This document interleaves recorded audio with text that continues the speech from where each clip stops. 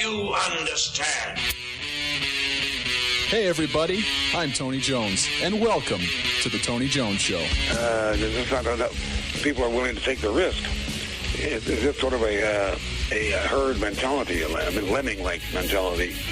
If you don't go with the flow, you're anti-American and therefore a suspect. The Tony Jones Show, featuring punk, rockabilly, psychobilly, and Providence, Rhode Island's finest, starts right now. He's a dangerous militia member, I hear. Oh, and there she blows.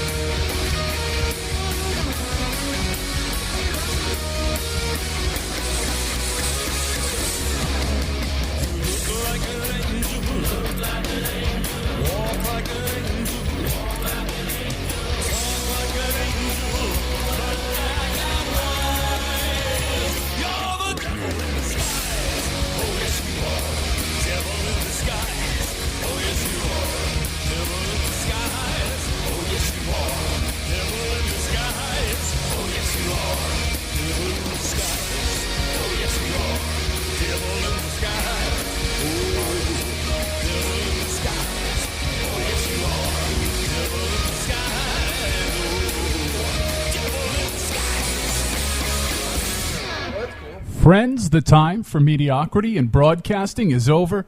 My name is Tony Jones, and you are tuned in to the Tony Jones Show, your destination for talk and rock, online at tonyjones.org, on Facebook, facebook.com/Tony Jones Show, on the almighty Twitter at Tony Jones in RI. Thank you for tuning in and hanging out with me.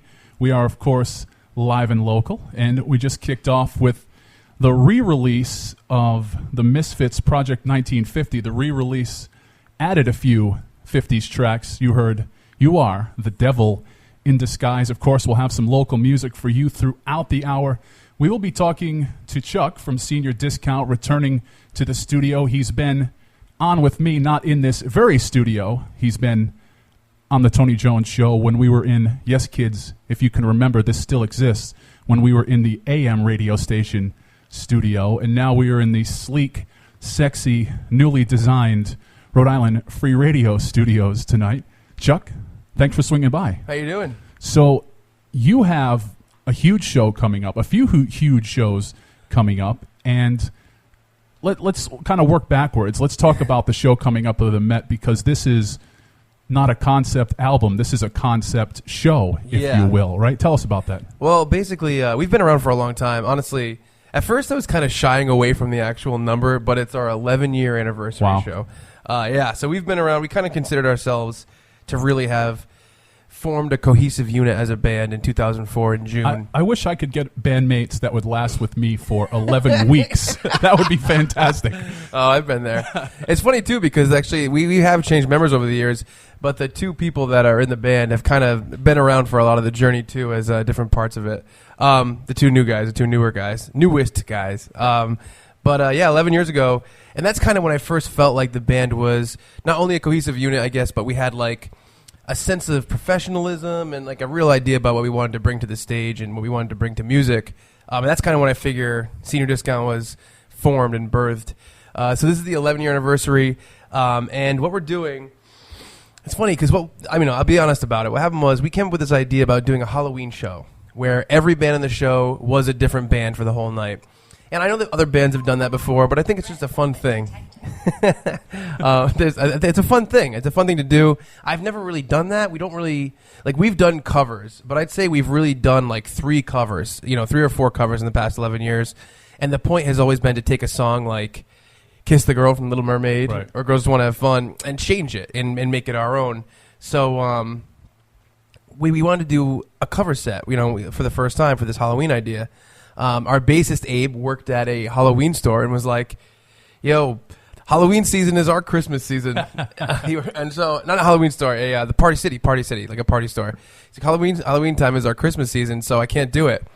And at the same time, we were like, you know what? Let's do our own show, a headlining show, which we only do every couple of years for our anniversary. And we're like, maybe we can just take that idea of doing the whole night of cover sets and do it for our anniversary show, because we consistently play sets out, so just playing an extra 25 minutes of our own music is fun, but we wanted something more different than that. So we came up with the idea of doing our anniversary show and doing a Blink-182 set of all Blink-182 songs as opposed to Senior Discount songs.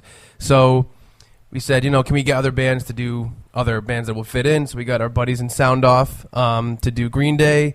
We got our we got a bunch of our random friends around the music scene to get together to do a Goldfinger tribute set, which would be great. And some new friends of ours in Premiere from Massachusetts are going to do a Yellow Card set to open it. So the whole night is going to be a lot of regional bands, independent artists doing this big mainstream music. And part of the draw for me was the idea of when we started out 11 years ago, we promoted with physical flyers, right, physical CDs, going around talking to people. Yes, kids, we used to, back in our day, yeah. we used to actually have to drive down to the club, talk to the owner face-to-face, and convince said owner or booker or whoever it was to give us a show. Right, exactly. It was painful. Yeah, and we also had to go back down there weekend after weekend to convince kids to come out. And I think that was better for the music scene because you got to know people who didn't know about you or about the bands you're playing with, the type of music you're playing, whatever.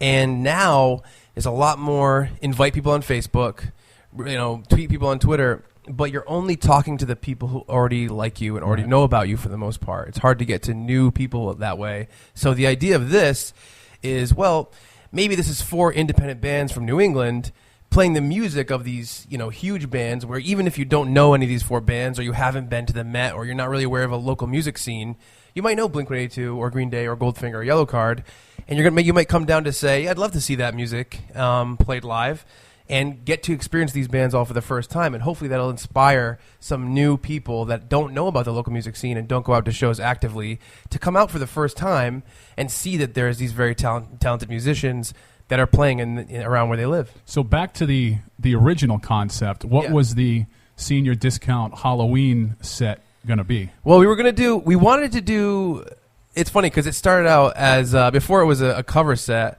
we wanted to do just Halloween stuff. I'm like, instead of a show, let's have a party. We'll have a party all night as opposed to opening bands.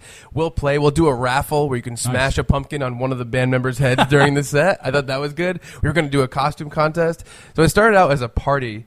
But eventually it turned into, what if we were just kind of masquerading as different bands, and then it turned into this idea. It's interesting too. You talked a little bit about Sound Off, and I've noticed with Senior Discount, you kind of do, not trying to toot my own horn, but you kind of do the same thing that I've tried to do over the years, is kind of take a younger, an up and coming, a newer band, and kind of take them under your wing and kind of guide them through. Absolutely. I think, Sweet Babylon is another band that's happened with the guys from Bad Larry. Same thing, where Bad Larry's been around forever, and now Paul from Bad Larry just produced their new album. And I think that's one of the most important. I mean, one of the most important things about being a local musician. But it's funny because there is like a selfish element of it, where it's like, well, you know, new bands come up, and just because they're a new band, I think more people are like, oh, I'll check out these different new bands. So becoming friends with those bands and playing with those bands, I think, is an important part of keeping the music scene open and kind of like as a community, but B, it's really good for both sides of it, because you have the people who already trust you and have already been to shows to see a band that's like, more established, as well as new people who are coming in to see a new band that they've never heard of. So I think it's the way to go for everybody. And I mean, hopefully it exposes both sides to a potential new audience. Exactly. That's exactly the way I think about it. Of course, you always take the risk of the younger kids thinking that you suck. Or the other way around. No, I love those guys. It happens a lot. No, I love everybody. I mean, everybody, it's fun too, because everyone's kind of at a different point in time. You know, different people, they get into music and they kind of get their own likes and dislikes and ways of doing things. And one of the best things about dealing with newer, younger bands, and there's tons of them right now, is seeing different bands go in different directions. I went to actually the Sweet Babylon CD release, and they did a lot of really, really interesting stuff. For their CD release, that was great. They did a slow, like, reggae version of She Has a Girlfriend Now from Real Big Fish into Earth Angel, which is, I was like, oh, that's so cool. It's such a great thing. So, you know, it's honestly the lifeblood of music is kind of diversity, you know?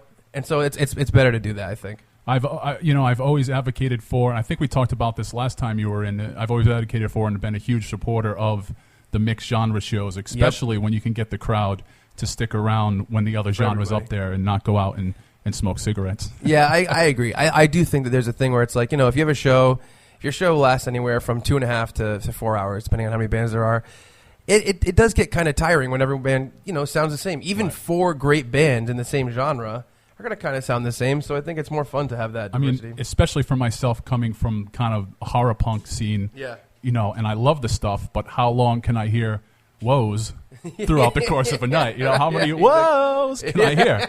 You can at least, you know, mix up the genre just a tad. I completely agree. Throughout the course of the night. And speaking of Halloween time, it's just sometimes it can be brutal around that time of year. And that's a perfect segue to the horror punk band that I have queued up next. You're tuned into the Tony Jones Show. We'll be talking with Chuck from Senior Discount throughout the broadcast this evening. But before that, well, I do have some Senior Discount queued up for you. Before we get to that, we're going to hear from my pals, the Butchers. Here's Man Man right here on the Tony Jones Show.